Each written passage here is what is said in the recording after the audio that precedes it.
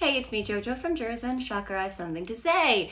Nikki Haley has managed to out-Nikki Haley herself. Just when you think she can't possibly look more pathetic, she manages to prove you wrong.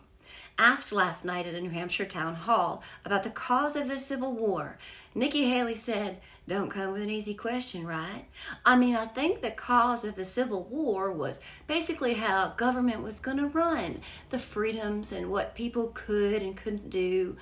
What do you think the cause of the Civil War was?" The voter: "Well, I'm not running for president." Haley: I think it always comes down to the role of government. We need to have capitalism. We need to have economic freedom.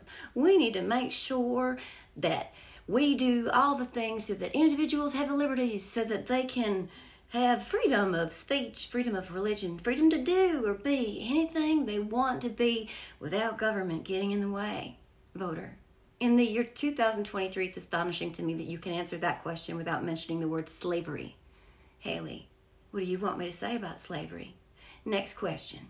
Not a word about slavery. Not one single word.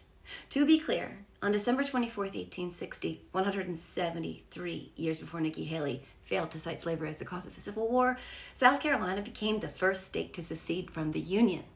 And the only reason, for South Carolina's decision to leave the United States of America, in their words, because of an increasing hostility on the part of the non-slaveholding states to the institution of slavery. In the following months, 11 slaveholding states quickly joined South Carolina, and the Civil War thus begun. Nikki knows that. She's not stupid. What she is a coward. One who needs to pander to the racist base to win. Even in her walkbacks, she is still pandering to them. She's still whitewashing the Civil War. She's whitewashing slavery. She's making slavery about all of us. It was about black people being enslaved. Real hard to drive "let's remember the message of the Civil War" narrative while removing the existence of slavery from the lesson. But since we're talking about Nikki Haley, a few reminders. I've said this exact thing before, and I'll say it again. She is a spineless, flip-flopping, former guy-phoning weathercock who will align herself again with Donald Trump in a millisecond if she has to. We don't have to guess. She's shown us over and over again.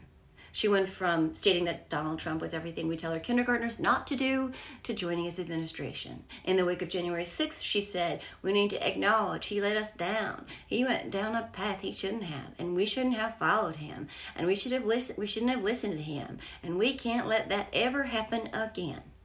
Only a few months later to say, "We need him in the Republican Party. I do not want us to go back to the days before Trump." At the August debate, this August, she said, "And we have to face the fact that Trump is the most disliked politician in America. We can't win a general election that way." Only to raise her hand mere moments later to indicate that she would support him as their party's nominee for the 2024 race, even if he was convicted of a felony. The truth is that she is as craven and pusillanimous as they come, a self-serving, sycophantic suck-up in a knee-length skirt. And so long as it benefits her politically, she will do anything and say anything to get ahead. And if she's willing to do that when it comes to Donald Trump, then she's willing to do that with everyone on everything, including the Civil War and slavery. That is spinelessness, it's weakness, it's cowardice, and a church that is not presidential. The self-professed moderate Republican candidate for presidency believes that she has to pander to the racists in order to win. That's where the party is now. Are you racist enough? That's the litmus test. Vote accordingly. Well, that does it for today's rant. I'll be writing more about this on my Are You Effing Kidding Me Substack as well. Nikki Haley, lordy. See you all next time.